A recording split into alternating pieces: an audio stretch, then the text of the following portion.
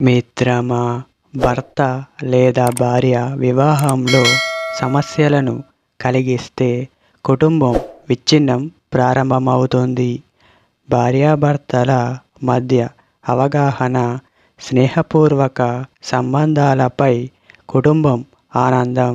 మిత్రమా, భార్యాభర్తల మధ్య సత్సంబంధాలు స్నేహపూర్వకంగా ఉండాలి.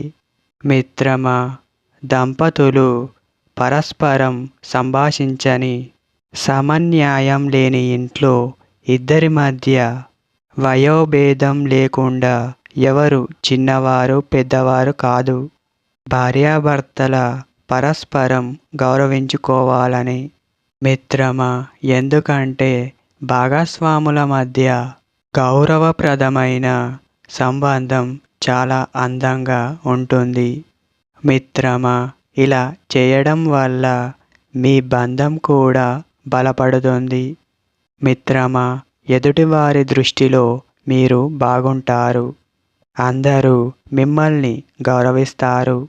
మిత్రమా, జీవితం విజయవంతం కావడానికి భార్యాభర్తల మధ్య సహనం చాలా ముఖ్యం. జీవితంలో ఎలాంటి సంఘటనలు జరిగినా ఇద్దరు ఓపికతో చెడు సమయాలను ఎదుర్కొని ముందుకు సాగాలి. ప్రతికూల పరిస్థితుల్లో సంయమనం లేకుండా ముందుకు సాగే భార్యాభర్తల మధ్య సంబంధాలు. మిత్రమా, భాగస్వాముల మధ్య ఎప్పుడు అహంభావం ఉండకూడదు. భార్యాభర్తలు కలిసి అన్ని పనులు చేయాలి. మీరు మీ సంబంధంలో అహం లేదా గర్వం వంటి భావాలకు దూరంగా ఉండాలి. భాగస్వాముల మధ్య అహంభావం పెరగడం ప్రారంభించినప్పుడు సంబంధం పతనం అంచున ఉంటుంది.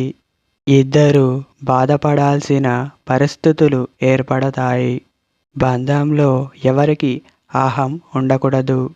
మిత్రమా, భార్యాభర్తల మధ్య చాలా విషయాలు జరుగుతాయి. కానీ మీరు మీలో ఉంచుకోవలసిన కొన్ని విషయాలు ఉన్నాయి.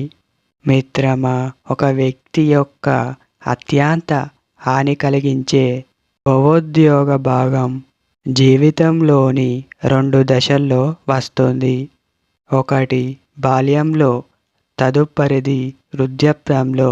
జీవితంలోని ఈ దశలలో ఒక వ్యక్తి భావోద్వేగ మద్దతు కోసం తల్లిదండ్రులు, మిత్రమా, ఆ సపోర్టు పోతే నీ చావు వరకు హింసపడే కాలమే. వృద్ధాప్యంలో భాగస్వామి తోడు లేకపోవడం అనేది చాలా బాధాకరం. మిత్రమా, మీ సంకల్పం, జ్ఞానం మిమ్మల్ని జీవితంలో ముందుకు నడిపిస్తుంది. తెలివిగల ఆరోగ్యవంతమైన వ్యక్తి మరొక వ్యక్తిపై ఆధారపడి జీవించవలసి వస్తే అంతకంటే పెద్ద బాధ మరొకటి లేదు. మిత్రమా, విజయంగా మార్చే మార్గం జ్ఞానం. ఆత్మీయులకు దూరంగా ఉండే వ్యక్తికి జ్ఞానమే గొప్ప స్నేహితుడు. మిత్రమా, ధర్మం మనిషికి మంచి స్నేహితుడు. ధర్మం ఒక వ్యక్తికి సరైన మార్గాన్ని మాత్రమే చూపుతుంది.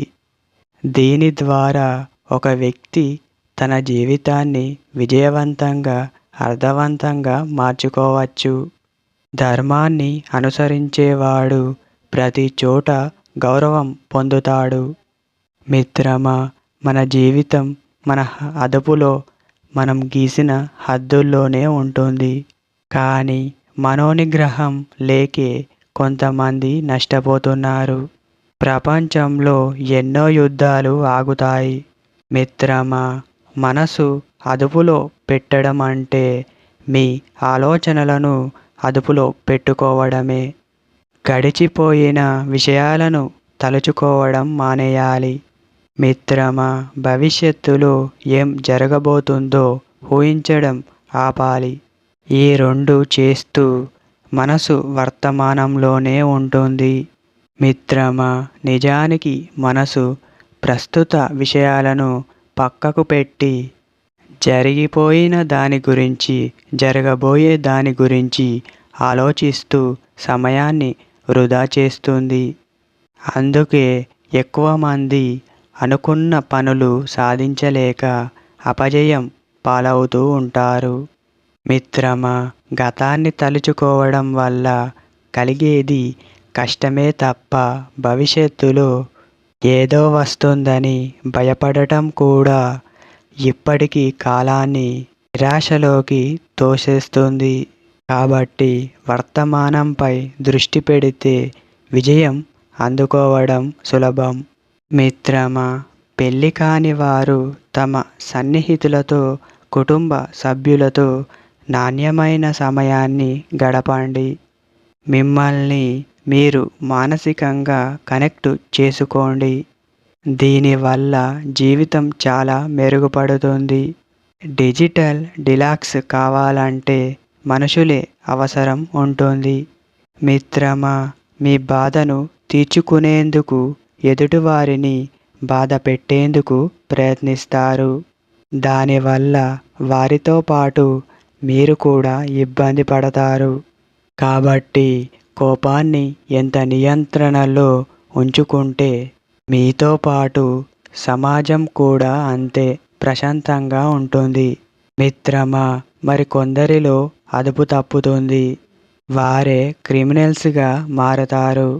హంతకులుగా మారి ఎదుటివారి ప్రాణాన్ని తీస్తారు లేదా తమ ప్రాణాన్ని తీసుకుంటారు. అలా 2 కుటుంబాలకు క్షోభను మిగులుస్తారు. మిత్రమా, ఎదుటివారికి బాధలను మిగులుస్తారు.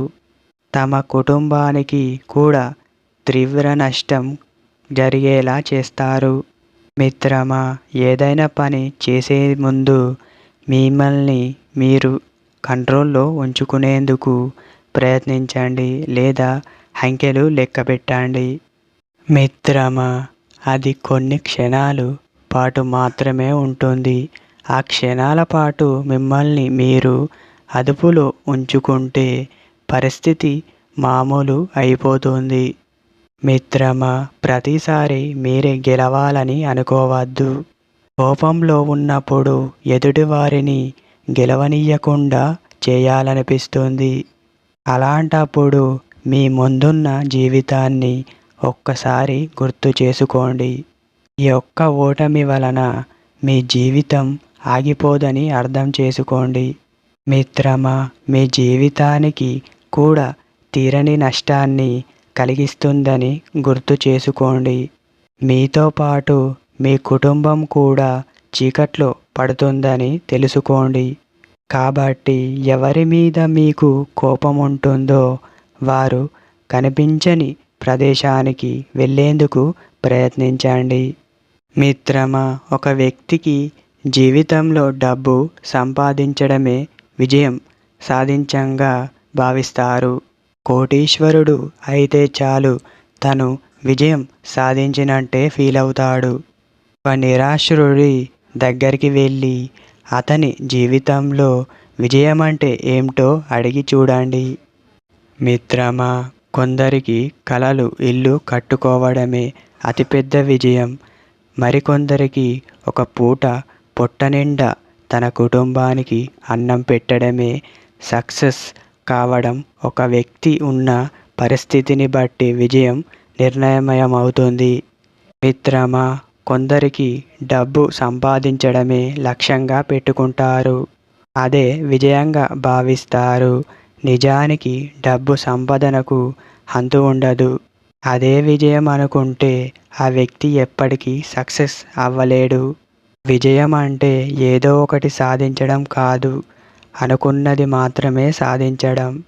మిత్రమా, విజయం అంటే ఏదో ఒకటి సాధించడం కాదు, మీకు జీవితంలో విలువైనదిగా భావించేది, మిమ్మల్ని సంతోషపరిచేది సాధించాలి. అప్పుడే మీరు నిజమైన విజేతలు. మిత్రమా, మీకు జీవితంలో సాధించేందుకు ఏది లేదంటే అర్థం మీరు బద్ధకస్తులని. వారిని ఎదుగు బొదుగు ఉండదు. ఎక్కడ వేసిన గొంగళి అక్కడే అనేట్టుగా ఉంటుంది వీరి జీవితం.